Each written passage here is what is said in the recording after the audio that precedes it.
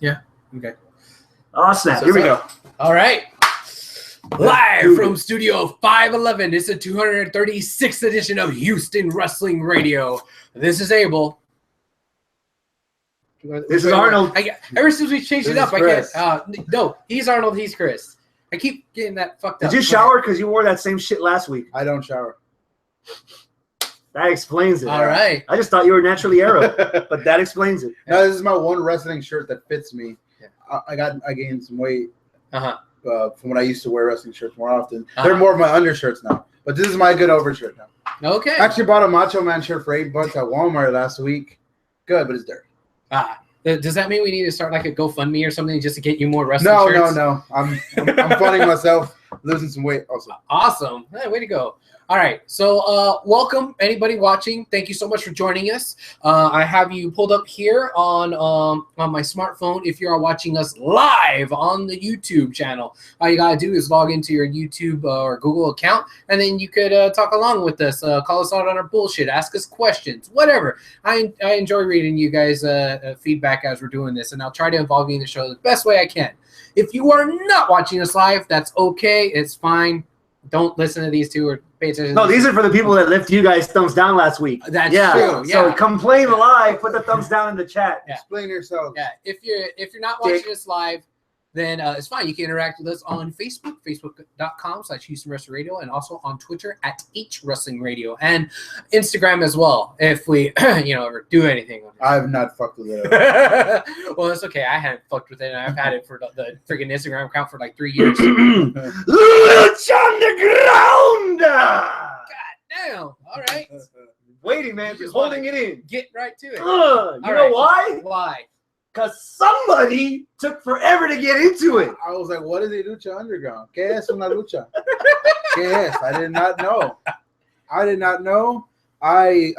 had a 3-day weekend, and I was like, fuck yeah, you know what? I'm going to watch a bunch of, all the lucha. It's 2 seasons. Oh, I could watch Stranger Things in a day. I could watch whatever in a day. I got this. Click. Season 1, 39 episodes. Man, I'm like halfway through season 1 right now. Oh, but every single episode gets better and better. I fucking love it. I understand now why people like it so much. Yeah. It's like the right amount of corniness. Like, it's stupid. Don't get me wrong. Okay. Some of it's just plain retarded. But it goes with it. Everything flows well. Prince Puma. Fuck. God damn. That's Ricochet, right? Yeah. Yes. Fuck yeah, dude. I love me some Prince Ricochet. So who's your favorite star right now? So far, boy, I guess I would say Season 1. Prince Puma and Sexy Star. Oh, I love Sexy Star. Yeah. I'm probably the only loser who hasn't watched it, but if you haven't, I truly recommend getting into it. I'm barely like scratching the surface, so I'm just getting there. I've told casual people that are in Netflix, and I'm like, hey man, I need something new to binge on. I would always tell them, hey, give it 5 episodes of Lucha Underground. Is that a safe bet, 5 episodes, or can you make up your mind in 3 or in 2? I made up my mind in 1. So you're a wrestling guy. Yeah. So it's easy for How you. deep into it are you? Right now I'm at episode 7 maybe. Okay. Yeah, so I didn't get. What's the last thing there was you also a Scrubs marathon on Monday, which I had to watch. Yeah, you're no Superman. I'm no Superman. Fuck, man, I can't remember the last thing. It's so much shit going on. Yeah, it's such a blur right now. It's all Mexicans, tamales, boobs. Yeah. Sounds like a party. The last thing I actually remember was Mascarita Sagrada fought yes, the white guy with the beard that's with the mask. Hijo del Son of Havoc. Son of Havoc. Hijo del Havoc. Yeah, that was really stingy. Oh shit! Where is it? It's probably in the drawer right there. Get it. Top drawer. That was a solid ass match. Mm-hmm. I like that you have women fighting men and it doesn't look bad. Yeah. You have little luchadorcitos fighting luchadorzotes, and they're not, and it doesn't look. It looks natural. It's fine. Like, dude, I'm digging it. I'm digging the storylines. You truly despise the owner guy. Mm-hmm. Dario Cueto, because he's Spanish and not Mexican. That makes it even worse. And dude, it's going good, and I'm gonna keep watching it. I'm recording the episode that's currently airing right now. It's coming out tonight at 9, right? 8.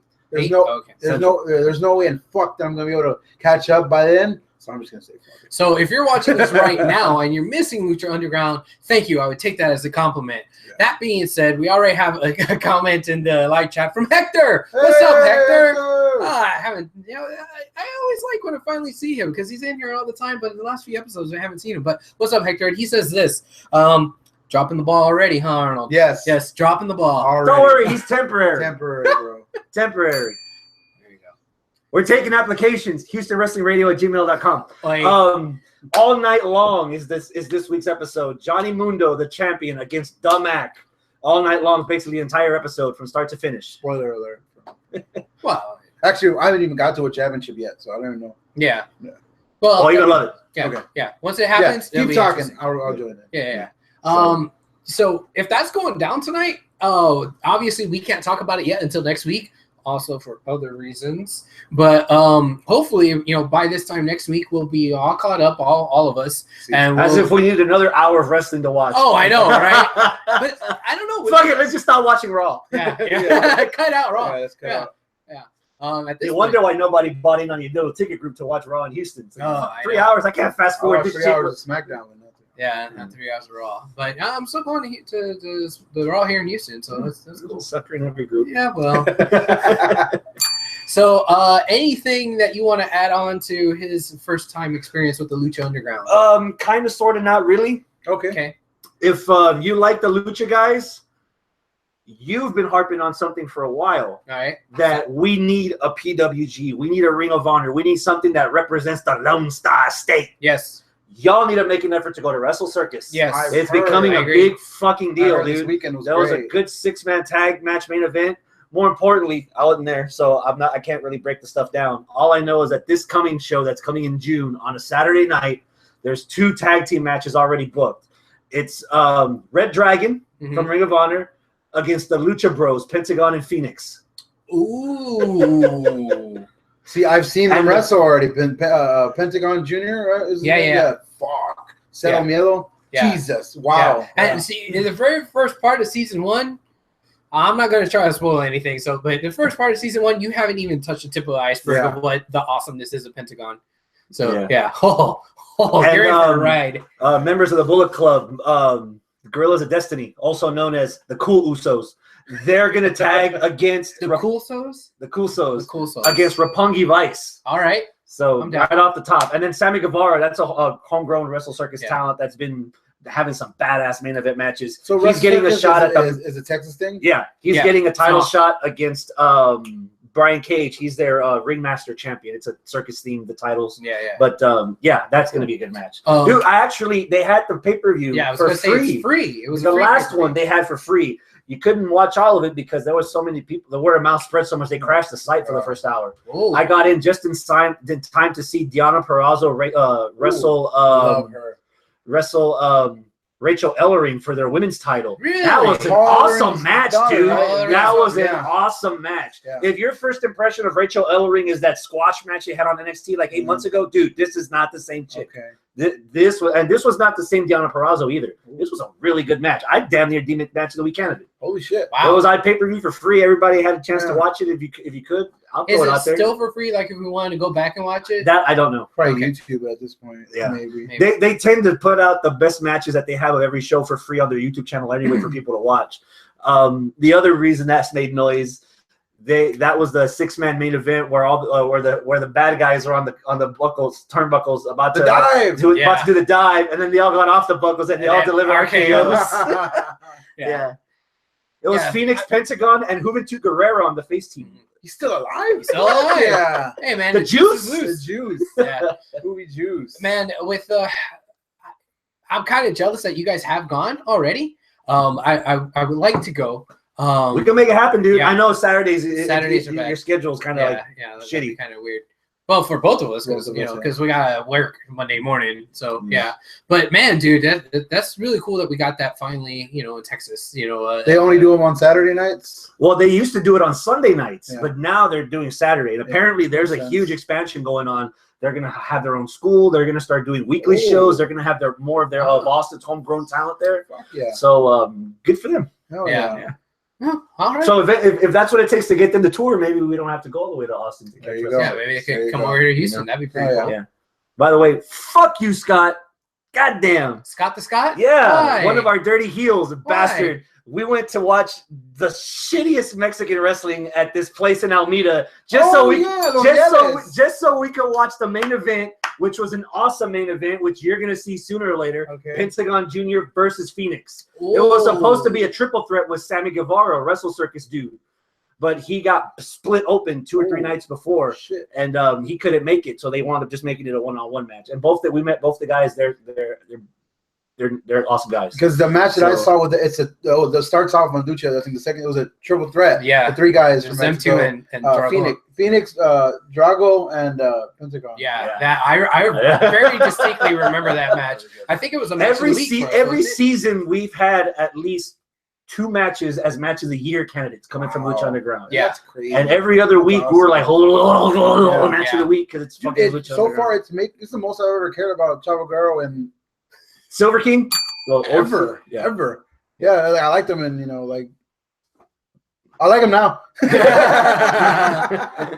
Kerwin White. Yeah, that was the last time I cared about him. Yeah. So that's it for the Spanish stuff. Okay, for the night. All right. So enough of the minorities, right? All right. SmackDown Live. SmackDown. What? So we've been waiting for this for a couple of years.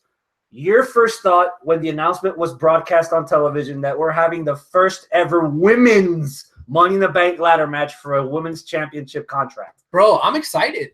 I like it. I'm glad that they finally took that step and that they are handing another milestone to the women's division. And I think that's pretty cool that they're giving them that, avenue to run. Of course, Randy, she's very excited about that. And, Porsche was sitting here watching with us too, and she was excited about it. So it's really cool for women's wrestling. It's just another thing to show them, hey, we really are giving them the time that we think that they deserve. The one thing I would change about it, though, is kind of the same thing I'd say for the whole thing of Money in the Bank this year, where it's just SmackDown specific. I would have liked to see that be a co-branded show, both Raw and SmackDown in the men's, both Raw and SmackDown in the women's. Yeah. Exactly. Whoever wins the belt, or wins the briefcase, they could cash it in. You don't know where, on which show. I mean, they're technically a Raw superstar, but they might show up on a SmackDown-only pay-per-view and cash in and become the champ. These briefcases are color-coded now, too, so it's like blue. You can't. Well, I bet you now we're going to have a blue and like a pink one. I bet they're going to make it pink. That'd be wild. What do you think they're going to do? Just blue again, just for the women. Oh, I would hope you're right, but I wouldn't be surprised if they made it. It's a fucking clutch. Yeah. That posted thing is the USB stick. You know what? To that note, I know some of y'all caught that Twitter post from Nia Jax. Oh, yeah. Throwing all that shade. It's easy for her because it's Nia Jax. Yeah. But, cash shade on. Yeah, I was like, hey, everybody on SmackDown's getting utilized, so who knows? Every part of the roster. We got 6 guys on the men's side, and we've only got 5 for the women. Who's to say that somebody from Raw or maybe even NXT left off the broadcast on Monday on her birthday? Nia Jax's birthday was Monday. Yeah, and she was just like, we don't know what to do with you. Who the fuck wants to work on their birthday though? That's true. Good point. A vacation there. My thing with that's bad English. My thing with it is, I like it. I'm happy for it because I love the women, but I'm not excited about the lineup for it yet. Okay. Like the girls, the Smack, we've been harping about them as again. They're not really much. The superstars are better on Raw, but the storylines are getting muddy on it. Here, okay, Charlotte, that's gonna be good. You know what I mean? Yeah. But in my mind, she's had her time already. Let somebody else shine. Yeah. I wouldn't mind Becky winning this, but she's also kind of had her time. She's been the champion. Carmella, yeah. Natty deserves it like through the moon, but dude, Natty's worse than Dale Donuts at this point, man. I wouldn't even touch it. Exactly. Dale Shipley Donuts. Yeah, fucking. You could eat Krispy Kreme like a week after, and they're still great. Hour old. Yeah. Shipley Donuts. Tamina is the wild card for me because I'm interested. It's kind of she's the Baron Corbin, Sami Zayn, option for me as far as like I want her to win it because it's something new, something different, and they saw what they're failing to do with Nia. I want them to do with Tamina. It'd be like a big, strong presence, but not too dumb looking as far as like green. Well, Hector in the live chat does bring up this. He says, "Is it just me, or do I already see Tamina doing a snooker splash off the top of the ladder?" I don't ever see her doing a snooker splash at all. Well, she's done them before. They look ugly. Yeah, but she's done them before. But that was like 2 years ago. Maybe she's practiced. Maybe she's practiced. Maybe she's been down in the performance center. My biggest concern is, I appreciate the fact, not just in a wrestling sense, but just as diversification. I like the fact that women are starting to get the same treatment as men in the ring. Yeah, you know, this is something, again, not to bring up the old conversation, but Lucha was really good at putting women on equal platforms, midgets on equal platforms,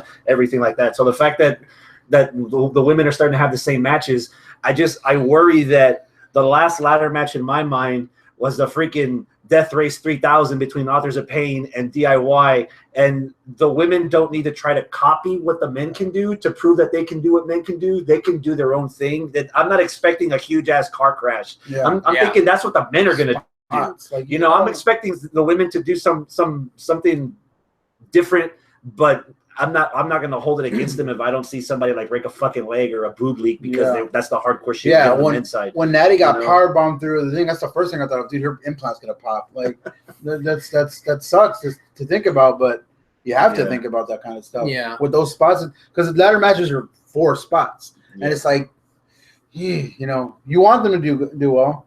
Yeah, they haven't proven to do well so far. Well, but they might. I mean, you want to go back 2 years ago, and like nobody expected for Bailey and for Sasha to put on matches that they put on. Yeah. Same with Charlotte. Hell in a Cell. Yeah, Hell in a Cell. I mean, they pull off awesome stuff. You know, so they do pretty good. I'm with you as where I wish this was a mix between Raw and SmackDown. Mm-hmm. Never know, dude. I'm still holding out. Just imagine how many more subscriptions the network would get if either Ember Moon or Asuka showed up in that match and won the briefcase. That'd be nice. That shit to NXT. Yeah, nice. I'm sure they're gonna have their payoff match at SummerSlam, but I mean at Takeover Brooklyn. But that's fine with me. Mm-hmm. That's totally fine with me if they get up there, or even if it's not like a major bring up, maybe if it's like a Peyton Royce, so like a random ass somebody from NXT. Somebody get the rub off of being in a match like the first time ever. Yeah, people are gonna be paying attention. Yeah, that would be cool. That'd be really cool. Now, to go back a little bit to answer a question, Porsche let us know in the live chat that Russell Circus was free while it was live. You could watch it afterwards for the low price of $9.99. I already paid $9.99 for something. Twice at New Japan. Yeah. Well, that was $8.99, right? Yeah, 8.99. Oh, 9,000 Zenny. Yen. Zenny? Oh, by the way, for anybody that hasn't heard, their 2-day special in Los Angeles to crown a new United States heavyweight champion, which is that's right. By God, an more awful belt than the fucking Universal. Yeah. That's gonna air for free in English live on the New Japan Network. So we can go to my place, or I can come sign in on your TV. We go watch both days. So is that 2 days? Yeah. Both nights, Saturday, Sunday. It's free on the network, so it's like one of those, hey, you buy the network and it's on there kind of thing. Yeah. Okay. All right. So I've got my credentials anyway. Yeah, but watch it over here. That's okay. Yeah. How about enough of the women? How about the men? We had a opening tag, Nakamura and Zayn against Corbin and Kevin Owens. Which I think I love the match. Right. No, I love the match. I love everyone got their time to put in some offense. Sami Zayn looked great. Baron Corbin looked good. Kevin Owens looked solid as usual, and Nakamura is fucking Nakamura. Yeah, he puts on a clinic whenever he doesn't even try to put on a clinic. You know what I mean? Like, it's a Tuesday night. I'm gonna go fucking put on a clinic. That's what I'm gonna do. That's what I'm doing. I'm gonna have a match of the year on a fucking Tuesday. Yeah. That was good. The opening segment. So we've been kind of complaining about. That's what they keep doing. They're having a 5-man, and they're gonna blah, blah, blah. No, they actually did it well. They pulled it off rather than like how Raw fails at it miserably every fucking week. They pulled off the just amount of talk, right amount of fight. Everything was good, and it was a good match. And I like that Nakamura got the win with the Kinshasa. What I don't like is the fact that we're getting that same tired old WWE booking of, hey, it's built for the pay-per-view. We're going to take the match that's at the pay-per-view and just change it a little and put it for free. Yeah. I mean, they still have 3 more weeks of that. So yeah, I don't know. I mean, I'm going to be tired of these 5 guys being like we're tired already of all. No. Yeah. But it's also AJ Styles in this mix, and he will not bore you. Yeah. So he might not bore you, but I slept through most of SmackDown. I woke up just in time to hear crickets when Ziggler pinned AJ Styles. Dude, like crowd, nobody gave a flying fuck for Ziggler. That crowd, I think a regular crowd would have been like, "Oh shit, tight." Yeah, because I was like, "Oh shit." A marquee crowd would have cheered Ziggler. Yeah. A normal brainwashed crowd would have booed the shit out of him. That was nothing for this. That's nothing. That might go back to also what you've been talking about, Ziggler just being done. But I thought this was one of Ziggler's best episodes of SmackDown in a long time. He's serious. He wasn't too cheesy, even though like he's been that like serious but cheesy serious. I mean, that makes any sense? Yeah. Like just like, oh, I'm a heel. I'm bad. No, he's just like, you fuck you. That was his vibe. That was his vibe the whole night. Fuck you. Beat you to it, bitch. Thank you, sir. Did either one of you watch Talking Smack? No. Fuck. Ziggler was on Talking Smack. When I was watching him, I was waiting for that moment that like the Miz had, or that Corbin's had, or that other people have had on Talking Smack. Breaking the glass ceiling moment. Yeah, and he didn't. He just kind of stayed low key, cheesy, serious heel character. Maybe he is. Yeah. But I was waiting for it. Wait till he wins the briefcase. Maybe. You might be right. You might be right. How about Breezango and the Colons? Everything. There's a new case, man. They're back on the hunt. Did you get the cologne? Yes, the cologne. Yes. I was like, I didn't get it until they were I got it with a hibiscus. Yes. I was like, oh, the colognes. But then when they said cologne, I was like, cologne. Bam! It's just man. Every week it's better. Yeah. And you forgot which one you said it. That you're right.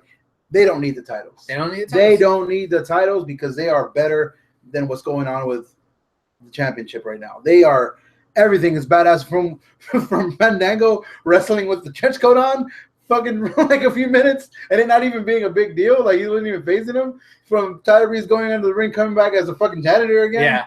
Oh, dude, man. When Fandango caught Tyler Breeze in the... Oh, I guess he's still in the undercover. Oh, good. He still thinks I'm undercover. Like, oh, dude. And they were listening to each other. Yeah. They got me with that silhouette, though, because I was like, Eva Marie? Yeah, I didn't know who's that going to be. And then I was like, oh. I think Randy was like, oh, my God, Summer Rae. Yeah. It wasn't. Sexy Breeze. Sexy Breeze. Yeah. Dude, Breezy Bella. Everything. And, of course, the colognes, they're good workers, man. Yeah. You stick them in anything, they're paying their dues. When they're not hindered by a gimmick. Exactly. Like right now. No brochures, no fucking right now they're not, and they're putting in time, and if they get the belt sometime later this year, that's cool because they're putting in work. Now that's cool. That's cool. So there's one team that doesn't need the belts. There's another team on our show coming back a couple of months that we thought didn't need the belts.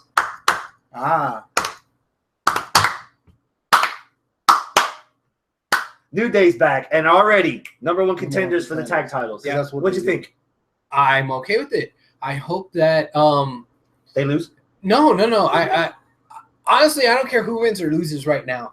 But I hope that it elevates the Usos, because New Day are fucking here. You know, like they're so good. They missed a month and a half and come back still on top, fresh. Yeah, fresh. I was like, oh hell yeah, fuck yeah. So I've always kind of had the Usos where, oh man, I'm excited that they're there. They wrestled at Booker's for a while. Cool, that's awesome that they're on TV. And then I'm like, all right, they're kind of all right. And then they didn't know what to do with them for a while. Then we became tag champs when the tag division didn't matter. So like, then you realize they've been there for 6 years. Yeah, and it's like, man, they've never really. They haven't had anything memorable. Yeah, like half the shit New Day does, we remember. Yeah, they've kind of plateaued for a long time. But right now, I've never given a shit. They were on the climb, and then it feels like they're plateauing again. Yeah. But what I'm hoping is that with this thing with the Usos, no matter who wins, if it's the Usos that are winning or New Day that's winning, I hope it elevates the Usos and makes them just as interesting as the New Day, just as interesting as fucking Breezango. Yeah. I care more about Breezango than I do the Usos right now. But the Usos, I'm glad that they're giving them a chance to kind of develop this character, you know, the Uso penitentiary character, and them talking and day one is H and all that, you know. I can see that they're trying to do something with it and they're trying to go, but they just don't kind of have that practice yet. And I think it's kind of like the same way with Charlotte last year, where I don't need you anymore. And it was like cringeworthy, but she improved. She got better, I guess, because reps. Yeah. So I think that's what the Usos need, character-wise. They need reps. What they need is the New Day. They need the New Day. What they need is, because remember, they were both on Raw as faces. They didn't fight the New Day or whatever. Mhm. Now, as the dirty heels that they are, then talking about the day one is H. Yeah. Maybe the New Day will make us care about the day one being Mhm. H. And if they verbally spar with the New Day, who are very good on the mic, and they The elevate New Day to shut the them New down, Day, but in a good way this Yeah. week. They made them feel stupid for the penitentiary thing by Right. saying what they're going to do dirty to them. exactly. But they need But to that they was need to wrong. step it up. Yeah. And if they step it up, and if they're on par verbally, character-wise, with the New Day, Which they should be. then fuck yeah, I'm all This is- because I know that they could do it in the ring. Yeah. I know Oh, yeah. in the ring Yeah, they're in the good ring enough. is- We've Yeah. seen this feud Yeah. before, a couple years ago, Yeah. before the New Day was where they were and where Yeah. the Usos are now. Mhm. Yeah, when they were on the other sides of the coins. That's it for SmackDown, man. Is it? Yeah. I feel like we're missing something on SmackDown. The world AJ title picture. Styles. Well, okay. No, Well, we AJ talked a is- little bit oh, about yeah, it. yeah, yeah. It's just a world title picture. Ginger still has the belt. He was- Orton still challenging. Nothing really happened No. there. I liked So- I did watch the clip of Orton's promo and I loved it, dude. Fast forward. through it. Dude, I'm third generation. If my grandfather were here right now, he'd kick my ass For losing to you, yeah. for losing to a guy like Jinder Mahal. That's racist. Which is pretty much it's not him being racist. It's him having the same complaint that all the hardcore wrestling fans like. This jobber's now Half. the 50th. Yeah. Well, yeah, half the hardcore wrestling. half the hardcore. Like this jobber's now the 50th WWE champion in the record books. Like so, Orton's kind of, like first Orton's verbalizing the whole dive junk and Yeah. taking the picture next to Gulak with the sign, and Yeah. now he's verbally pointing out to half the audience's dismay and approval, dude. What the fuck are you doing losing to a goof like Jinder? And Yeah. I liked it. It for that week. It made Orton interesting. Now him We'll bringing see how up, far it goes. him bringing up his legacy reminds me of that shit Rene Dupree said about him. Yeah, Renee Where he just Dupree. fucking just slaughtered him. He took him. He just ethered him. Yeah, nasty did you see online. this? No. I think he put it on like Facebook or some sort of social media where Rene Dupree basically wanted to retort to all the stuff Randy Orton's been saying about indie wrestling, and he basically said, "Look, I've been in Japan so many times, I wrestled in the indies so many times, and yeah, I pay my dues through the indies, and I got to the WWE because I earned it. You wouldn't last a Japan tour ever, and you wouldn't. You had all those 15 or 13 championships handed to you because Triple H. because of Triple H, because you're buddies with Triple H and like this and that, and Oh, wow. you're in the position Savage. you're in the position you're in because Cowboy Bob Orton. Oh no, because Triple H is a mark for Cowboy Bob Orton or some shit like that. He was pretty Like, sick. I'm pretty much burning my bridges here, but fuck it, I don't care. yeah. You know, someone where that would have made a lot more sense coming from somebody like Cody Rhodes, who just went to Japan, who just went to Ring of Honor, who just went to TNA, who's got a main event match of Best in the World for the heavyweight title Christopher Daniels. against Christopher Daniels. God damn, That's the that's kind good. of guy to say, you know what, Orton, before you open your mouth, come have some matches in Japan, do some strong style, go to Mexico, do some hurricanranas, go over here and put some dudes, go to TNA and wrestle in front of Shadows. And all Do this, that. all this talk, and it's like you see the reports that Randy Orton's taking weekends off this summer. Like Well, yeah, because he has a big belt. Apparently, that's what you do when you have a big belt in the WWE he now. doesn't have a big belt Hey, well, not anymore. anymore. Yeah, he's earned it. Yeah. Sure, why not? Yeah, I mean, he's earned the time off, but he's also earned to step away from the limelight. Right. So that's SmackDown. Ali and Gulak on 205, bro.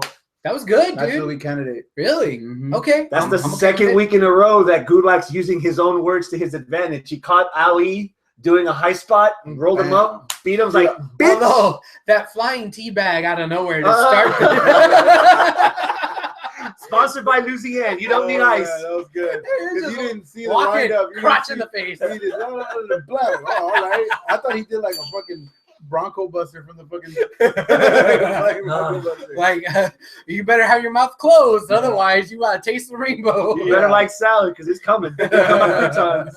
Yeah, man, that was a good match. That was Really good. Drew Yeah. I'm Gulak- surprised that didn't end the show for it being as good as it was. Yeah. I know obviously they're building up Aries to and Extreme stuff like Rules. that, yeah. Neville and Aries 3. Like I was saying This last is good. weekend, their time needs to go. Their time needs to batter Their up. time is up. Their time You're is- saying that you're getting tired of the main event, like the shuffling of the matches on Raw, and now that they're kind of doing it on SmackDown, we need some fresh talent in 205, dude. Yeah. Like they've been recycling the same same- people through the grinder, Yeah. and it doesn't help that you're getting the same shit on Raw already. Yeah. Like I really like I'm starting to like the combination of Noam Dar and Alicia Fox, and then we have actually Sasha Banks being teaming up relevant again. Yeah, Sasha Banks teaming up with Rich Swann. But we already got that on Raw, so why are you doing the same thing on SmackDown? We got literally the same match. Yeah. Let's see.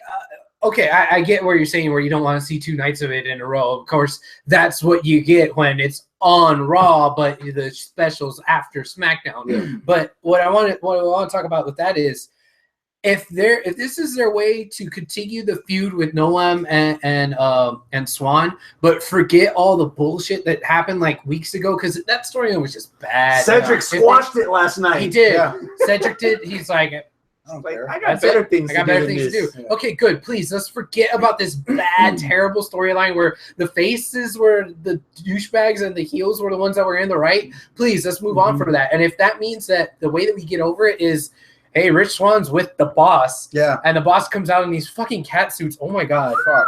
Oh my god. Doing the dancing? Oh my god. Yeah, like do that on my lap. Whoa. Okay. Without the suit. You went a little bit too far. She's a married spud. I ain't. That's not my problem. God, that's an achievement right there. No, but it's time to elevate the rest of them. Davari, I like him in the ring. It's time. Gentleman Jack, bring him back into the fold because he's always, exciting. We've had videos for Grand Metalik for a couple of weeks, and then it just went. He broke. Oh no, that's Lindsay Dorado. Fucked up his foot. Did he? Yeah. Yeah, he fucked up his foot at a taping of Main Event. Yeah, but the show that only 4 people watch. Yeah, Main Event's still a thing. He still has more viewers than Impact though. Aleister Black was on it. I saw that. Yeah. That's how we got that tape bleeding into. Yeah. But dude, Ali Gulak's fucking that was a good match. That was a good match. There was slim pickings for match of the weeks this week. In my opinion, I don't think. We're gonna get my actual pick, which is gonna make me kind of throw up in my mouth. But I think I agree with you. I might know where you're going. Yeah, but that was a good match. They put on a really good match. I was watching it kind of like I always watch it a little bit later because I watch SmackDown late because I got a kid. Right. And by the time she goes to bed, I start watching it. So I start watching SmackDown. I got 9. Finish it. I got 10:30 because fast forward. It's hard to fast forward to the commercials now because they show you the match again. The picture in picture. Yeah, picture in picture, which is cool. And then it's 205 Live, and it's kind of like, okay, cool. I don't want to fast forward to 205 Live. I want to see if I don't want to miss that one gem from 205 Live. Right. This week was that match was it. That was the gem that if I would have regretted not watching. Okay. So building up to Extreme Rules this Sunday. I feel like we already done a pay-per-view 2 weeks ago. Extreme Rules. We did this Sunday. We did too.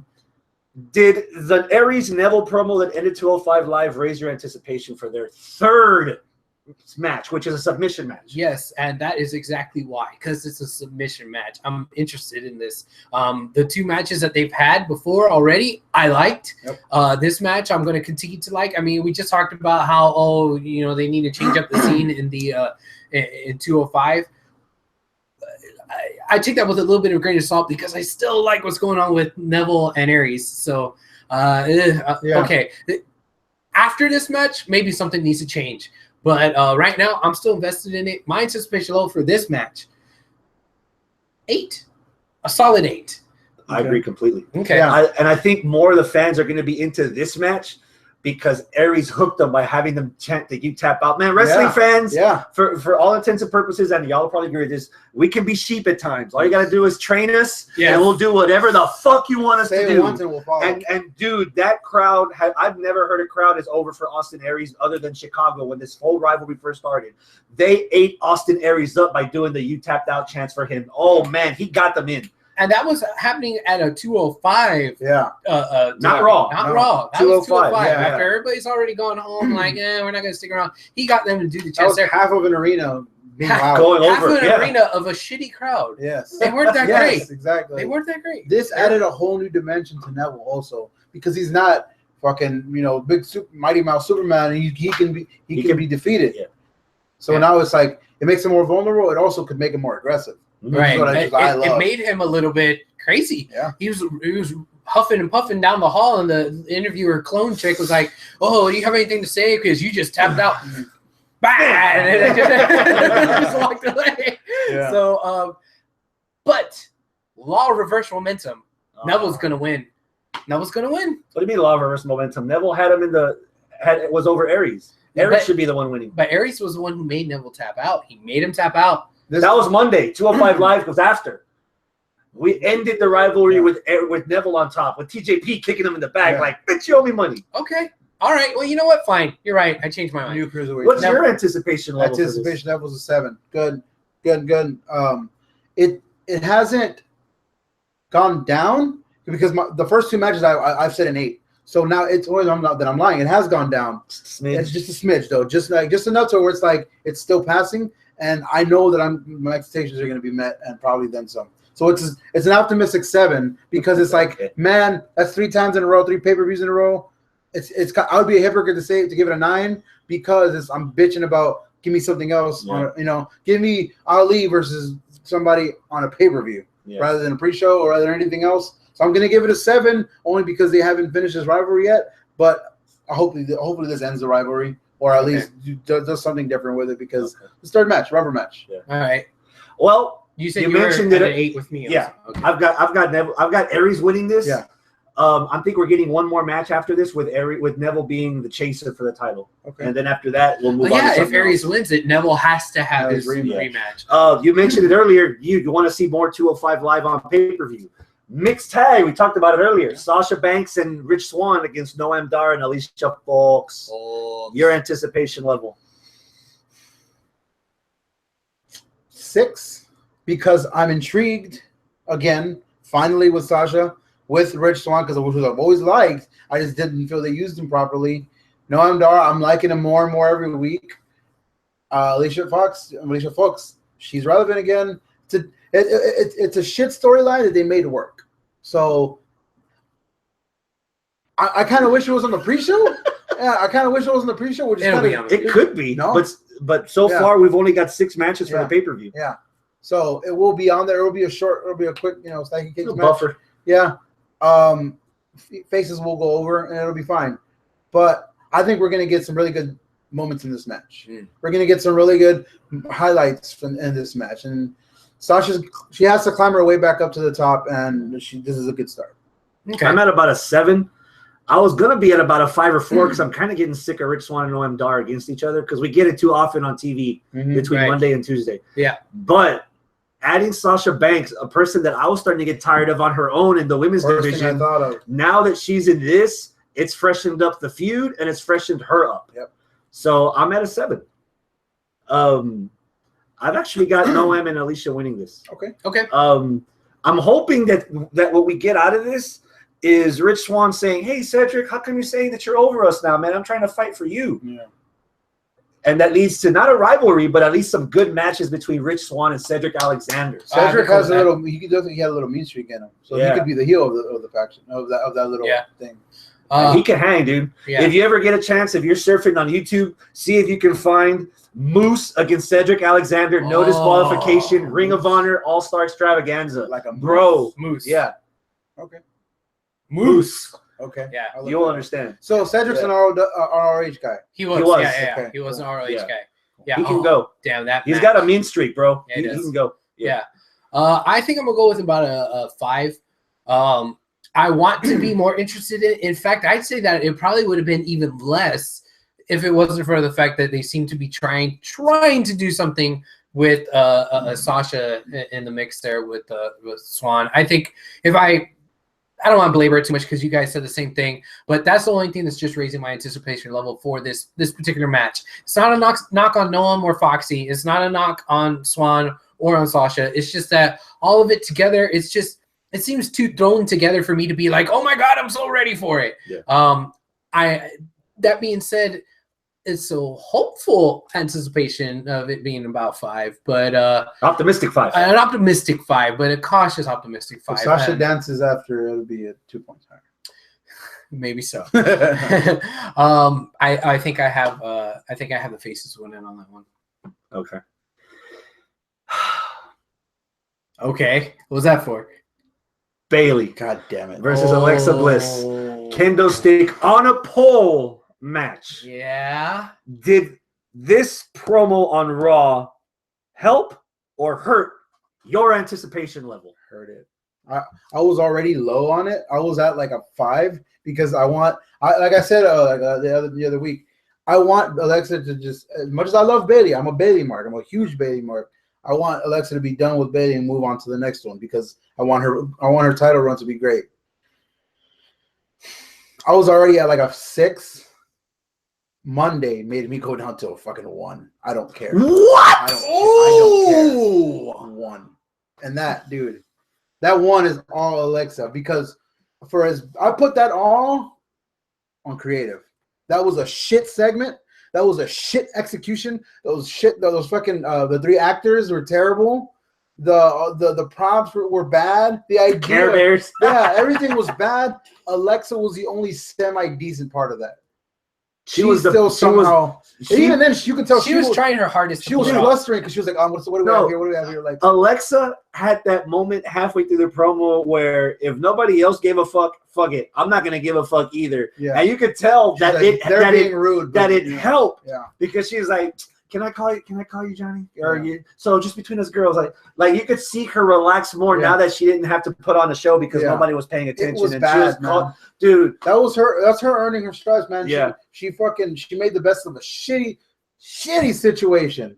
And the other thing to her credit, dude, it's a hard act to follow that This Is Your Life with The Rock and Mick Foley. Oh, yeah. And not to mention that shit was 25 fucking minutes. Was it that long? It's fucking long. If it wasn't The Rock and Mick Foley's entertainment value, you would have checked out within like 10 minutes. Yeah. This was the perfect amount of time before your brain just said, fuck it, I'm going to go watch something else.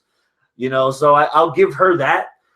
Dude, and I'll give Bailey the fact that she didn't come out and talk. She just came out and started whooping. Yeah, I like that. Because I was waiting. It's like, oh, man, as soon as Bailey opens her mouth, this segment's going to go – is going to go 6 feet under. And she didn't. She went right to it. She showed aggression. Yeah. My anticipation's at a 4, not so much because of the promo, but it's one thing to have like a kendo stick match where you have Leia and freaking Kylo Ren and y'all got the sticks, just fight it out to the death. But when when 75% of the match is focused on 2 girls trying to stop each other from going up one corner, it sucks no matter who's in it. A fan of pole matches because it always circles around one corner. If the pole was hanging in the center, like a Money in the Bank match where you can, then it's just a ladder match. But you can use the whole thing around. Like you have all the space to play with instead of just cutting everything off to like right here. What if they did a super gimmick infringement and just did Ultimate X style setup and just call it on a pole or whatever? Not the same. Okay. Ultimate X. Oh, okay. Dude, we need to teach you. You will learn today. So for all the crap we like to give Impact, which by the way they're doing monster stuff in India right now. They're taping 4 episodes worth of Impact in India, which is why WWE's making a big effort to do this because TNA's like 3 for all the shit we give them. They're 2 or 3 years ahead of the curve on this. Yeah. Okay. They created Ultimate X. So basically, they already have a 6-sided ring. Scratch your head around that. And then there's 2. Is that the bar? There's 2 rope wires that go over the ring, and they hang the title right there. So wrestlers are climbing the wires. Wrestlers are climbing the wires. You don't use ladders. Up until recently, we had some pussies that were in that match. Yeah. But, dude, AJ Styles, Samoa Joe, Christopher Daniels, Ultimate X. Wow. You Google that shit. You will not be disappointed. Ultimate X matches were like the best thing in TNA. To the point that now they whore it out every other month now on TNA television. Oh, they have decent talent to pull it off, but it's not special as they were when they first do. When you first saw that, your mind was fucking blown. Yeah, Ultimate X. I remember now seeing like the previews for that type of stuff in like 2009 and just that shit going down. You might be thinking about Elevation X, which was stupid. I remember the thing of where the titles in the middle and there's like I thought it was a bar, but I guess it was tires. It was ropes. That's what you mean. The victory rope that they had here in Houston, where Kaz climbed on one of the poles and just like leapt towards the center of the ring. Yes. And hung. Yes, dude. I'll have DVDs. Right. I'll get you ready. I want. Let me go ahead and throw out mine. My anticipation level is actually about like a 7, and that's all Alexa. That's all because I love Alexa. Yeah. I love Alexa, and I like Bailey, and I think they can have a good match. Now, since it is a pole match, that takes it down a little bit. The segment itself, I'm not going to have the segment on Raw affect my anticipation level for this match because the match itself, I want to see. The segment was shit. However, I didn't think that it was shit until about halfway through. I was with them in the beginning, especially like once when she first went out there, when Alexa first went out there and referred to Bailey as a human walking sock puppet, I laughed my ass off. And I was kind of skeptical, but I was also kind of excited. Oh, all this goofy stuff in the ring. Let's see what actually happens. And I felt like Alexa was pulling it off as best as she could, but then it was like, ooh, they gave her too many points to hit. They gave her too much to do. There was too many props. The actors just standing there waiting for their line, and then the crowd shitting on it. I don't care who it was. They couldn't pull it off. If this was just a regular promo where she just got in the ring, walked to the ring, and just started talking shit about Bailey, I think that would have worked because it's been working. Yeah, it's been working the last few weeks, and maybe it was a little bit too much to give to Alexa this soon, this fast, because she's good. She's probably the best female talker they have on both rosters right now. But she's bold. Is that a hot take? She's not The Rock yet. She's the best out of all the women they have right now, but she is not fucking legendary. She's not CM Punk. She's not Mick Foley. Not yet, anyway. She could be maybe one of these days. Later. Not right now. She's not there yet. Later. She's not there yet, but I like her. She has potential. She has potential. That's why you make her go over Bailey. You have to. Yeah. There's no excuse. That's who I also have winning because I think that's the right call. You got to have her move on from Bailey. It can't be just a one and done, take it away from Bailey and give it back to her bullshit. Devil's advocate. She beats Bailey. Who's next? What face on that brand have you elevated enough to be of a credible contender? I know who, but who? Dana. Who? Dana. It's the only one left. Can name me another face on Raw? Sasha? She's busy. Sasha is busy. That's it.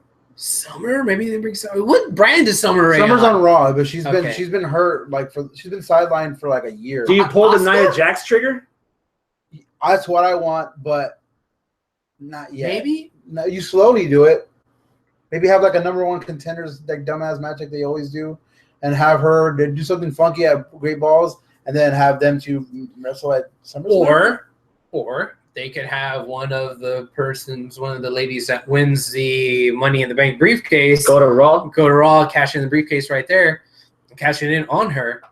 You know, because that is one thing that we haven't had specified to us on TV is that yes, this is a SmackDown only pay-per-view. As far as if you win the contract, as far as the men's title goes, they did announce it on commentary that the winner gets a guaranteed title shot at the WWE World Heavyweight title. They didn't say Universal. Okay. Even then, it just takes a 30-second promo with Kurt Angle in the back saying, "Hey, how much do you want to convert that to a Raw contract and you come over here?" Yeah. You know, so don't even worry about that part. Okay. I wouldn't. I don't know. I don't think they have another face lined up for it yet. So, have Bailey win and have this match, have this feud continue. No, you don't need to continue this. That's what I'm trying to advocate. I don't know what the backup plan is. I don't know what's planned after, but they need to have something planned after. If it's a call up from NXT, if it's somebody switching over from SmackDown, if it's somebody else turning face that's a heel right now, like Nia could turn face, right? Maybe. But I'd cheer for her. But that goes back to my problem that the face is like 8 feet tall and the heels are like 4 foot tall chihuahua. Would you turn Alexa face? No. Tweener? Yeah. Like the sexy girl that you kind of want to bone, but you don't want to take her home to mom? Like CM Punk 2011. Maybe. So if Bailey beats Alexa, you wouldn't give Alexa the rematch. What's the point of bringing Alexa to have her over on Raw just to win the title for a month? See where that puts you? Good point. Yeah. I don't know. And you know what? All of this, since I don't know where it's going, it's raising my anticipation. You know what? Fuck it. I'm at an 8. I'm at a 2. You're welcome. All right. Sheamus and Cesaro against the Hardy Boys. Next match. Abel, go. I'm gonna go with about 6. They haven't done a whole lot with the Hardys. I feel like, man, even if I kept my nose out of the dirt sheets, I kept my nose out of Twitter and all this and that, and stayed away from the rumors, I still would feel like they have the Hardys in a holding pattern. You know, add in the rest of the rumors on the web and all that about, oh, they're waiting for the legal battle to clear up so they can use the broken stuff. Then I'm like, yeah, this is exactly what they're doing with the Hardys. They're like, hey, hold on, wait, give it another week. Give it another week. Okay, it's a month now, but still, hold on. Maybe we could. I don't know. I feel like that they're just kind of stuck in neutral right now, and they haven't put it in gear yet. Let them really go. Whether it's full on nostalgia, fucking Team Extreme stuff, or if it's go with the broken universe, I don't know what they're gonna do yet. But they haven't done anything, so I'm happy to see them wrestle. I hope that they put on a good match. The match probably will be good, but there's nothing behind it. I mean, there is a little bit of story on Cesaro and Sheamus' side, which is cool. But I want to hear more from them than just, hey, we want to beat them and get our titles back. And they showed up at WrestleMania when we weren't prepared for them.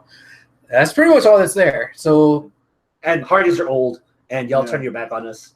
Yeah, we're like a flash in the pan. Yeah, I'm cool with the Sheamus and Cesaro winning, and that's starting prematurely the broken stuff between the two. Yeah. At this point, I think might be me giving WWE too much credit. I wouldn't even rely on the word broken as the gimmick. Like you've had Matt Hardy there version 1. Yeah. Right. Why just bring back Matt Hardy version 2, the virus that deletes everything? And the fans already do this. Version 3. The fans already do this. This isn't copyrighted. Like they haven't even acknowledged that. So that's all you need. You don't need to wait for the. You don't need the broken stuff. You don't. Well, you don't need the word broken if you're waiting for just one word to be able to.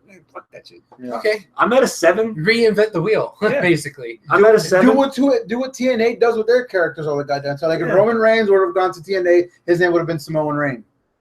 Yeah. Instead of him being broken Matt Hardy, he's fractured Matt Hardy. Yeah. Fractured but whole. Yeah.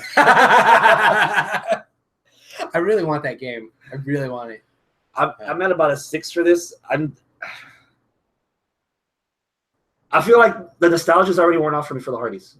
Okay. Like as a package. Yeah. Like I already know Jeff can be a world title champion. They've acknowledged that on the last couple of weeks on WWE television that Jeff's a former WWE champion. We, as fans that have enjoyed all the meats in the wrestling stew, we know what Matt Hardy's done in TNA. And we know how good the gimmick is of him being on his own. He can go on his own. Yeah. So in fact, at this point, I'd say Matt's better than Jeff. I would have never thought I'd agree with you on that, but you're absolutely right. He can Matt's a earned tornado. He could dry up the sea. Yes. Dude, did you see him? Did you see Jeff almost break his fucking neck on Monday with that swanton? Yeah. That motherfucker, I was like, just flip. He almost fucking didn't do it. It was in slow. He must have motion. life insurance that nobody knows about. He's like, I'm gonna make sure my kids get paid. My wife was like, "Oh wow, did you do that every time?" I'm like, "No." He usually turns away before that. It was like, "Oh, the last couple of weeks, his swantons have been like lacking a little bit of that mustard. Damn, he doesn't like he would land like the back of his shoulder blades, and then the rest of his body fall on the mat. Last couple of weeks, he like breaks himself with like an ironing board, just. Which randomly going back a little bit into Lucha is my only knock on Johnny Mundo. Okay, his finishing move like he barely grazes them. Yeah. Like what is a Starship that pain? fucking it's like Moonlight it looks Drive. cool. Or whatever they call it. It looks, it's called the Moonlight. The Moonlight Drive is the one where it's like a neck breaker. Oh, well, now on Lucha Underground, since he's Johnny Mundo, he calls it the end of the world. Yes. Yeah. Well, that little that rope thing. Split-legged corkscrew moonsault. I was like, dude, he barely touches them, dude. It's like worse than the people's elbow, dude. It was like, that's bad. It's worse than that 5-knuckle shuffle that Cena missed completely on Punk. Exactly. But no, for me, the anticipation is also a 6. It's like you got Cesaro and Sheamus. I got Cesaro and Sheamus. I got No, I got the Hardys winning because they're still going to be in a holding pattern. Fool. Sorry. Okay. Well, what about you? Who you got winning? I got Cesaro winning this. Cesaro and Sheamus. Okay. It'd be a shame for them to put a decent amount of effort to turn and heel and have a good gimmick that we're the bar and all this and that they could kick ass just for them to lose. Mm-hmm. Okay. So I got them winning it. Okay, I'm gonna let you have the floor. The Miz. Who's on Raw this week? The Miz versus Dean Ambrose. Oh, yeah. Dean Ambrose can lose the belt by disqualification if he gets disqualified for the Intercontinental title. Miz fan number 1, go. You weren't here last week, but me and Arnold, we talked about this a little bit. You got Extreme Rules, where the whole gimmick of the pay-per-view is you got to do, extreme crazy stuff, shit. crazy shit. This match stipulation is the exact opposite of that. Like, you're trying to not get disqualified, you're trying to be good and not. Dude, I hate this stipulation, dude. I would hate this at a regular pay-per-view, much less Extreme Rules. It makes it even more egregious that they're actually doing it this way. So, dude, I love The Miz. I want to like Dean Ambrose, but I'm at like a 3. I don't give a shit. I don't care. Yeah. I'm at a 3 also. Wow. I just don't care about this feud. Like, I want the feud to be over with already because we've already seen it on SmackDown. But for me, stock is climbing higher for Dean Ambrose every week. Not, exponentially, gradually. So I want him to keep the belt. I want him to make it a little bit more prestige because I want SummerSlam. This is another little like I was doing last week. I want SummerSlam to be Dean Ambrose versus Goldust for the Intercontinental title. On the dark deal, but I'd be okay because of where lines are going, heel, face, championship. That was his biggest accomplishment. Bring it back. I'd be ready to bring do back that. the gold title. Oof. But as far as this, I didn't even remember Miz being on Raw this week. Yeah, I mean, I know he did he opened it. Yeah, but next, the Miz needs something else too because he's still relevant. He can bring somebody else up to. He can do something with somebody else. I'm kind of disappointed actually that the Miz is not in this 5-man match. Yes, for the because title. he won He's the been ready. This last year, he's put his in my book. He's raised his stock in the last year to main event status. Yeah. Like he should have. I wouldn't have even been surprised if the Miz was in this match and won the main event for him to get destroyed in 45 seconds by Brock Lesnar headlining the Raw pay-per-view. I would have loved it. That would have been fine. So I something about Dean for me. Can you imagine how fired up the Miz would be on his promos, knowing that he's going to fight Brock Lesnar and him trying to peacock around, saying he's convincing us, but he's really trying to convince himself that he's ready for the beast. And then can you imagine those promos? He puts his foot in his ass by giving Paul Heyman the skull crushing finale.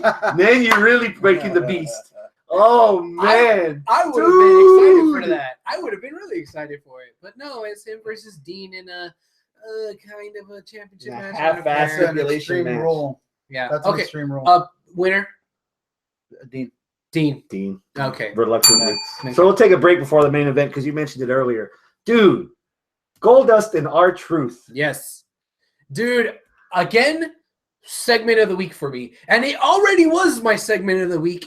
The first line, the very beginning, when Goldust pretty much quoted a movie quote, said where it was from, and I'm like, oh my God. I was sitting there next to Randy. I'm like, Randy, that's what he used to do. That's exactly, he used to have entire fucking promos of just movie quotes where he would string stuff together and it would make sense. Of course, this one was just the beginning, phrase or whatever that he did, but then he went, but it worked, and I loved it. I fucking loved it. And then Truth Dust. I don't know what the fuck that was hilarious, and I loved it. I didn't pay attention to that part. Once it came on, I was like, God damn it, dude! Dude, this was Wimbledon, man. R-Truth returned that serve. No, really? He returned it. I have to watch. Basically, I purposely didn't delete the Raw for that. For a couple of different reasons. Yeah, but that was one of the ones I was like, dude, it's gonna be bad. If the guys told me it was good, I'll rewind. It was good. Basically, it just turned into like one of those 70s, 80s. It's literally Clockwork Orange against Dolomite. That's where this is going. That's where this is going, and it's gonna be fucking awesome. He was calling himself something, right? Or he was calling the segment something. Truth. I forgot what it was, but it came up on the screen because it basically mimicked the entire thing that Goldust did, except in a different genre of movie, and it was just perfect for him. And it made sense. I loved it so much, man, so much. Yeah. But are they having a match? It's not This announced. could be a pre-show match. Then again, they could bump the mixed tag down, and we could have this in the main. Or maybe this is just a Raw thing that can headline the second or third hour of Raw. That's fine. Yeah. But dude, I thought teaming up Goldust and Truth, the Golden Truth, even though the thing was kind of gimmick was kind of it was cool that they worked well together and they had matches and they kept themselves relevant. This is doing even better job for both of them. I care about Goldust and R-Truth more now than I care about half the roster.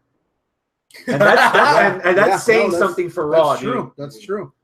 That's true. Something else that's not part of Extreme Rules. Two things and wrapped into one.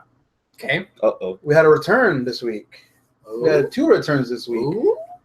They were top guys. Oh.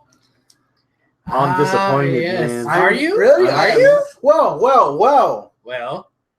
Abel broke this news last week about them. You saw this when I was talking about saw that clip that they were backstage. Yeah, it was actually remember I was saying that portion was. I saw it. I saw it when it happened. Yeah. See, I didn't catch it. So I was So- over here like that kind of threw the blanket over. Oh, maybe Big Cass did it. Yeah. Well, They're making it too week, fucking obvious that it's Big Cass, dude. You think so? They're making it too obvious. I mean, I believe you. It has to. But At they're this also point, making a claim to where it could be them. At this point, for them to save it for me, it has to be someone that I'm not expecting at all. Like they're making it too obvious that Rikishi. Johnny Gargano. on one leg. No, Gargano. Oh, Gargano. He did it for The Rock. He did it for Because right now, He did it for Ciampa. like they're going overboard with the cast. Like, oh my god, my little brother, man, you burned up fucking my little brother, man. It's like it's too obvious. Okay. For them to say, oh, him coming just punking Corey though. That was cool. That was funny. Yeah. Okay, so is that what all the shit with Corey was about? No. Is that something different? So Yeah. that's a different The whodunit? thing about Corey was he got a text. He got a text saying, he's like, oh shit, I saw when it happened too. Yeah. He was like totally checked out, and they were it was time to go. And He looked like his dog died. I gotta go. And then he talks to Kurt Angle. He looked like me looking at the live chat Yeah. while you two were talking. Yeah, he showed him Kurt Angle, and Kurt Angle goes, "This could ruin me." Mhm. So it's something that Angle has done previously. They can just like whatever. They signed Raka Khan. They can go one or two ways with this. God damn it. They can have good things come out of this, and it'll be something where like this somehow leads to him getting back into the ring. Mhm. And have Corey be the GM. Oh fuck! But Stephanie returns. that's where the bad thing is. What I was saying. It's Stephanie trying to blackmail him. I think she's already being advertised for the Raw here in Houston. Fuck my life. God damn it. What I was liking about that, I mean, okay, forget the Stephanie thing, whatever. But what I was kind of digging about it at first was, what the hell is Corey up to? And then he walks away. And my first thought, I know this is a stretch, but my first thought was, maybe he's healed up enough to where he can start competing again. And maybe this is a storyline for Corey to, get back in the ring. I've thought about that too, but I don't think they're anywhere near done with that concussion lawsuit. That's why they won't let him nor Daniel Bryan wrestle. That's what Daniel Was it Bryan. concussions with him? It was concussions with him, right? If you ever watched that E30 ESPN did on NXT, it's fucking brilliant. Yeah. He showcased it. He was a good wrestler. So you tell me. I Yeah. got into NXT right after he was gone. Yeah. Well, as he became an announcer. I haven't seen that much of it. Yeah, but I know him and Neville were the tag champions. Yeah. I've maybe seen 2 matches of this, no, but I liked him. But no, dude, that's why you're gonna see. He even teamed with Jason Jordan for a bit. You're gonna see D-Bry in New Japan in like a year and a half. You're gonna see him in ROH or something, or in Lucha Underground. No, dude. I'm holding out hope that Daniel Bryan's going away party is involved the match between him and Shinsuke Nakamura. This interview was 3 years old where they asked Bryan, who's the one guy you'd want to wrestle in WWE? Oh, Nakamura Shinsuke-san. Mm-hmm. And now they're on the same fucking brand. Yeah. What a way for Daniel Bryan to say peace, bitches, by having him put over Nakamura. Yeah. But they won't let him because of the concussions. Yeah. Because of Chris Benoit, because of Demolition, because of assholes like that. They're just Fucking Trump. yeah. Goddamn. What? Main event time. All right. Another, holy crap, an Extreme Rules match that's not an Extreme Rule. It's just not even an elimination. It's just a fatal 5-way. 5 guys, 1 ring, first one to get a pinfall submission, #1 contender. To the pay-per-view that WWE's too afraid to announce now because apparently they just finally realized Great Balls of Fire is a fucking stupid name. Yes. Finn Balor, Seth Rollins, Samoa Joe, Roman Reigns, Bray Wyatt. Your anticipation level? 9. Ooh. I am very. Whoa. Yeah, this is left field because I'm bored with their storyline, but I am not bored with their potential. Get to it. Who's your winner? Bray Wyatt. Oh. Bray Wyatt. Yeah. Okay. That's who I want to win. That's who I want to win the match. Who I think will win the match. It's not a bad idea for me either, and that's Finn Balor. But who I want to win it is Bray Wyatt, and have him go at it with Lesnar at July pay-per-view to be named after. At the Big D. Yeah, and have Finn Balor versus Brock Lesnar at SummerSlam. Because I've only watched 10 minutes of it, and that's because my wife made me stop because she wanted to watch it with me and I missed it. The first 10 minutes of that 24/7 Finn Balor, I was crying. It was deep. You feel for the motherfucker. You feel for his life just being like, what the fuck, man? You were going right here, and then I need to watch this. Damn, it's fucking. You need to watch it. I only got 10 minutes into it, and I was already like, damn, that's some heavy shit. And that's why I mentioned before. That's a story that needs to main event WrestleMania. Yes, WWE's trying to make fetch happen with Roman Reigns. Fetch ain't never happened with Roman Reigns. Finn Balor main eventing against Lesnar. If you watch that table for three, fetch is happening. Roman Reigns. Michael P.S. Hayes. Cornette, Bischoff. Oh, I didn't watch it. It was good. Was it good? It was good, but you just see that Michael Hayes is the lead guy in creative, and he is pushing Roman Reigns to the moon. Okay. Yeah, which is fine. Whatever. We're not gonna let. We're not gonna let that. We're not going. That's just one match on a 10-match card. I'm going with an 8, and my winner is Roman. I didn't watch the table for 3, but I can see it in the cards. That's what WWE wants to do. They're going to give it to Roman, and I'm okay with that. I would like for Finn to win it because I would like Finn versus Brock to actually happen because I got a little preview of that with the Heyman promo with Heyman and Finn. It made sense. I like it. I want to see more of that, but I think they're going to give it to Roman. Like I said 2 weeks ago, I'm not mad at that. I'm not mad that they're going to push Roman. I'm not going to let that bring me down. I'm glad I made that decision because my match of the week pick main event of Raw. Roman Reigns did a very good job, I'd say. I fucking love that match. People were cheering whether or not they booed Roman before or after. He got their asses out of the seat, standing up. Oh my God! Oh, what? Excited. They were excited for that match, and you could say it was Seth, but dude, I'm gonna say it. A lot of that was Seth. A lot of it, and a lot of it was Roman kept up. But there's always at least 3 people in that ring. The 2 competitors and the referee. Roman, dude. Yeah. He did it. He did good. And you know what? Again, I'm okay. I'm okay with him winning. If he wins, whatever. If he puts on as good of a match as he's put on with put on Monday with Seth, and he puts it on with Brock, great. I'm gonna be entertained. Oof. I'm gonna bring y'all down then. Okay, go for it. Sir. My match of the week is actually the triple threat. Okay, and I'll tell you why. Pick. Yeah. Because Roman Reigns, to me personally, is become what the Big Show used to be for a lot of us. Soon as he's on the television, boop. So as soon as Roman's on my television, boop. Travis fast forwarded to the last 2 minutes, like right off the top. Like we didn't even wait. Like okay, it's all right. Fine. Me personally. I'm a Samoa Joe fan. Yes. I've been wanting to see more interaction between Samoa Joe and Bray Wyatt, 2 fat boys over a sandwich. Like, give it to me. Like that on a pole match, I will watch. Yeah. And Finn, the commentary team making a big deal that Finn is overcoming the odds against 2 guys that are bigger than him is making me believe they're subliminally building up Finn to wrestle Lesnar this pay-per-view coming up at Great Balls. I'm picking Finn.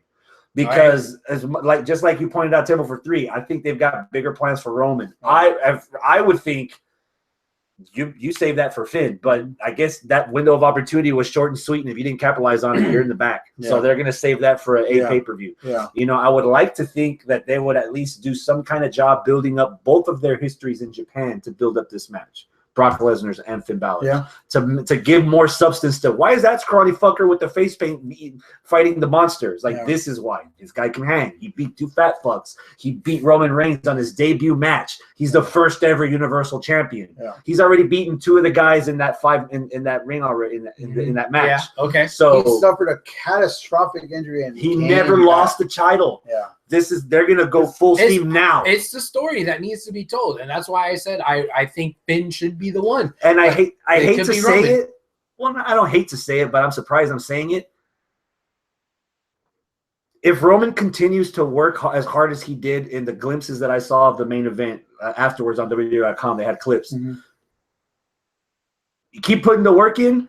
He's not going to have as many haters come WrestleMania if they're going Lesnar Roman again. And you know what? For this past decade, again, I'm going to equate him to Cena. For the past decade, a lot of the knocks that marks have had on Cena is, oh, you can't wrestle. Oh, you suck. Oh, you have your 5 moves of doom. Well, eventually Cena, over the last year showed us that, he can take those 5 moves of doom and do a lot with them and put on really good matches with the U.S. Open Challenge. Those are some great matches. He's added a few moves. He added we didn't always like the piggyback stunner. He's done the Code Red, the Hurricane Bomb.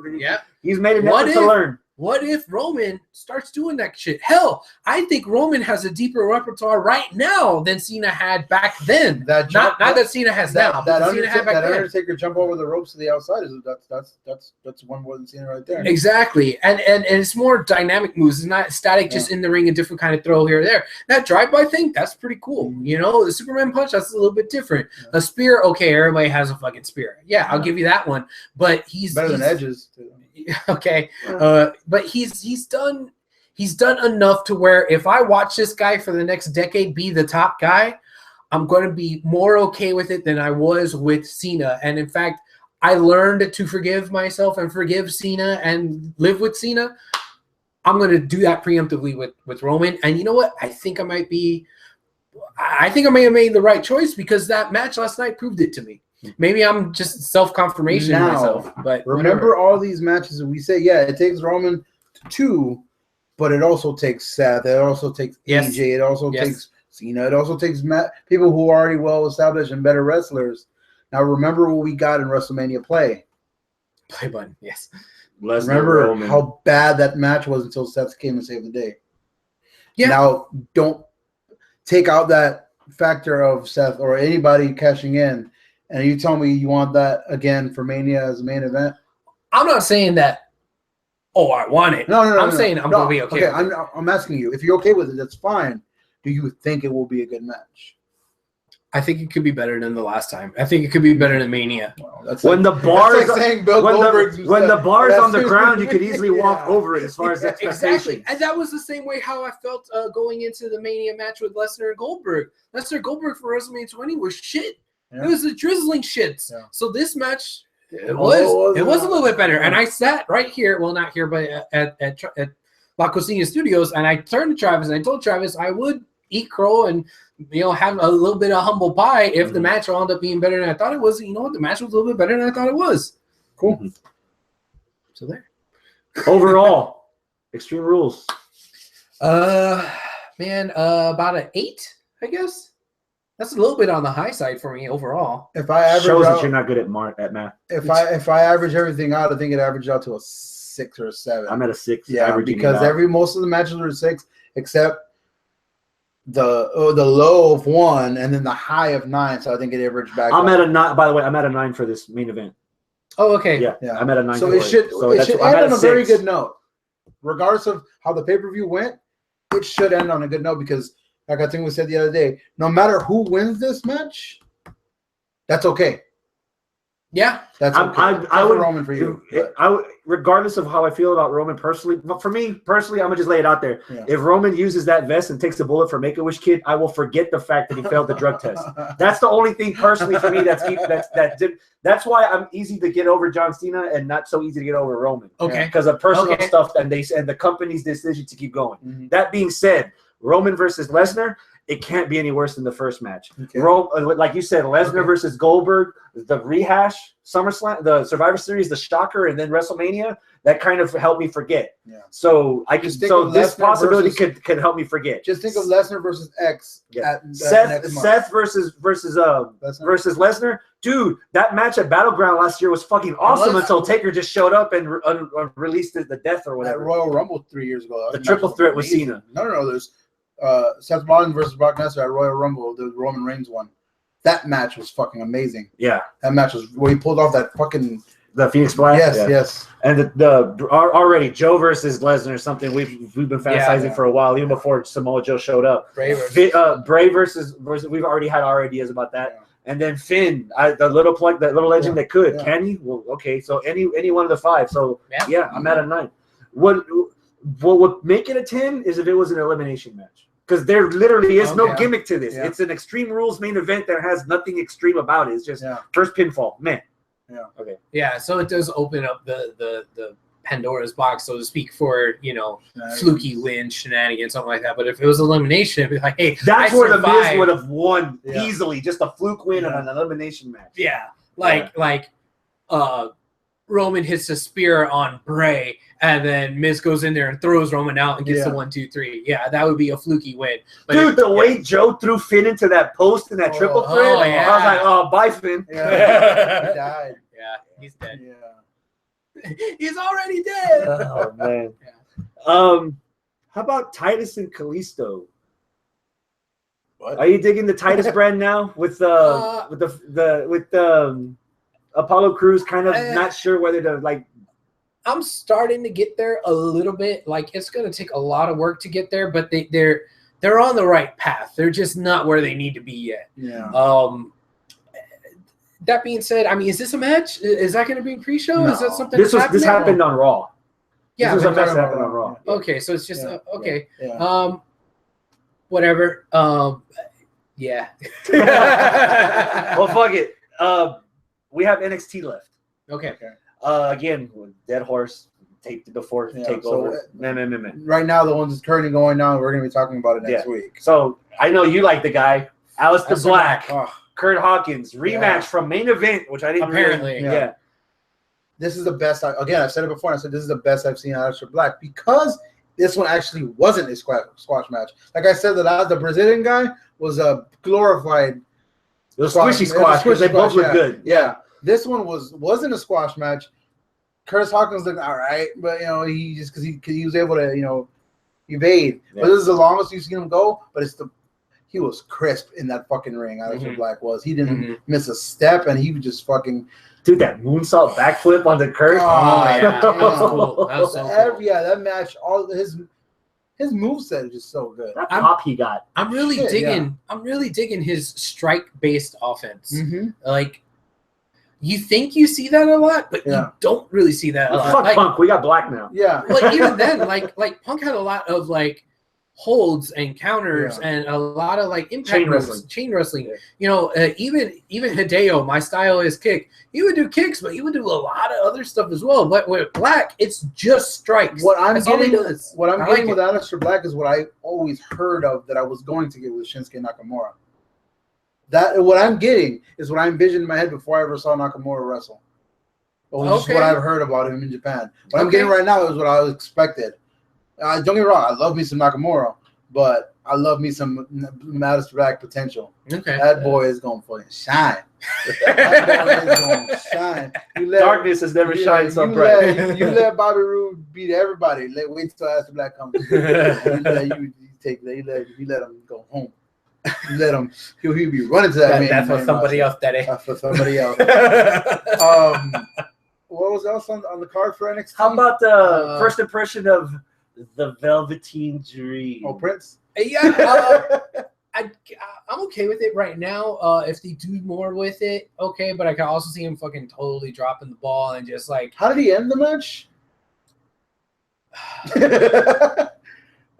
Oh, it was this awkward-looking elbow drop. Oh, it was like a corkscrew elbow drop. No, it's just a top rope elbow drop. Because the carcass was like that, so he had to like turn.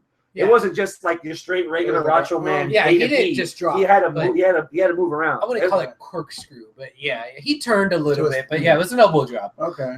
Which I'm okay with. It seemed as though this was just introduction to the gimmick, and he could just be only gimmick, but. This is the best I've seen him wrestle. Yeah, he's wrestled a few times with this gimmick. Patrick Clark, the Tough Enough winner, or runner-up or whatever. He's wrestled already with this gimmick on NXT before they decided to like put a shiny new bow and clean him up. Yeah. This is the best I've seen him. Okay. So he was pretty sound in the ring so far. He didn't look like he was new. Okay. So I'd give him the benefit of the doubt for now. All right. How about Drew McIntyre and Wesley Blake ending the show? anything Drew McIntyre does is good now at this point. I'm really on board with him. I'm in. I'm all the way in. And that song, I'm the bagpipes. I'm trying not to play in my head right now because if I play in my head right now, I won't stop playing it in my head for a day. The next day at work, I'm like. The next day at work, he's buying it on iTunes. Oh yeah, I already look for it. It's there. I'm expecting that to be the main event of Takeover Brooklyn that I'm going to is Drew McIntyre versus Bobby Roode, and we've seen some of that in TNA, and it's fucking good, dude. Yeah. Like I'm all for it. I don't know if you saw. I told Abel as of Takeover, I'm on with Roode. I'm on. That got me interested in him. I was always thinking the same thing. Like, yeah, he just kind of bland version of Triple H, and it's kind of like whatever. Nah, I'm in. I'm in. So I like to see that match. I'm only half in the McIntyre half, but whatever. On to some devastating news for NXT. Yeah. Oh, what could have been. So sad. So sad. First of all, thumbs up for Ciampa for wrestling the match he did on TakeOver with the injury because I had no idea. It was before. Really? It was on a house show on Thursday, two nights before. Oh, wow. Okay. So it was reported what's the actual injury? It was reported as an ankle injury. It was confirmed today that it was the ACL tear. Ooh. He tore his ACL, but the severity of it isn't known. Like, it's an ACL tear, but you can come back kind of from that 4 months to 9 months at least, depending on the severity of it. Yeah. So this for sure ended his run that he was going to have. Apparently on the tapings he said he's going to come back and be the most dangerous, guy in, like, I think he said pro wrestling. I'm not mistaken. He knew the injury. He knew he was going to be out. And he didn't want to leave the spotlight all to Gargano, so he took him out. what should be happening on this episode that we just recorded over. So you guys will see the promo. And I'm very curious to see what they're going to do with the Gargano because I love Gargano, dude. I love Johnny wrestling. Yeah, Johnny. You know what? Keep him off the shelf. Cruiserweight. And debut him the Raw after SummerSlam in Brooklyn. Debut him on the Cruiserweight division. Yeah. Have Neville come out or have Aries come out. Like, who's next, dude? If it was Neville with the title, who's next? Who's the next guy that I'm gonna beat? Yeah. And have Gargano come out and for that crowd, and then have Ciampa come back and beat him for the belt. That's a rivalry that's gonna here in Houston. Oh man. Thank you, ACL tear. Shit balls, dude. Yeah, that's 205, man. All right. Damn. So okay. That's everything. Is that the show? Is that everything we got? Yeah. All right. Cool. Well then, thank you so much for joining us. If you want to interact with us, whenever we're not live, go to Facebook, facebook.com/Houston Wrestling Radio. You can catch us on Twitter at H Wrestling Radio. So yeah, thanks so much. Hit the subscribe button, hit a thumbs up button, leave us a comment here on the YouTube. We appreciate all that stuff. So until next time, adios, my friends. Keep it classy. So that wasn't whiskey. What was that this time? Amaretto. Yeah. By itself? Yeah. Okay. You want to click the button there, or are you just going to let us not yet bullshit around? Oh, I'm trying to pull up the list because apparently you and we all, the four of us, between the Dirty Heels and the Lego Technics, we all agreed we got a new match on the Match of the Year list. Oh yeah, that's right. So let's refresh the people that haven't been to our Facebook page. Hey guys, come back in. Yeah, so for anybody signed off already. For anybody that hasn't been to our Facebook page yet, these are the 5 matches we have so far for Match of the Year. Okay. 5. Tetsuya Naito against Hiroshi Tanahashi from Wrestle Kingdom 11 for the Intercontinental title. Kazuchika Okada versus Kenny Omega for the heavyweight title. That same show, Wrestle Kingdom. AJ Styles against John Cena for the WWE title at the Royal Rumble. All right. DIY, Revival, and Authors of Pain triple threat tag match for the NXT titles from TakeOver Orlando. And now, Tyler Bate versus Pete Dunne for the UK title at NXT TakeOver. That's quite Chicago. the list. That is quite the list, sir. I'm going to put y'all feet to the fire. There's one match that you had to cut from that list. Had to cut? Oh, dude, you don't want to ask me that because I still haven't watched those Wrestle Kingdom matches. Yeah, I haven't watched those Wrestle Kingdom matches either. I'm going to have to save that question for the listeners at the end of June when we get to the halfway point. Oh, yeah. Let's do That's going to be fun. Yeah, we're going to do like a watch the matches deal? Sure, why not? We could. Or, okay, maybe not. I don't know. We'll Fuck it. Yeah. Yeah, no, I want to see those matches. For me, that British match, dude, is probably the best match I've seen since Sliced bread. 2011. No, 2013. Yeah. Cena versus Punk on Monday Night Raw. Okay. That was the last match that I've seen that made me just be like, and even then, this was way better than that match. I just gasped. All right. So many times All right. that match. All That right. match. Remember that? I was at it too. I was like, I don't care about this match. Shit. I was still talking about this goddamn match. Takeover came and went. Raws came and went. All right. I was get the hell out. Is that the end of the thing? Yeah. Is Okay. it? Now should I say adios?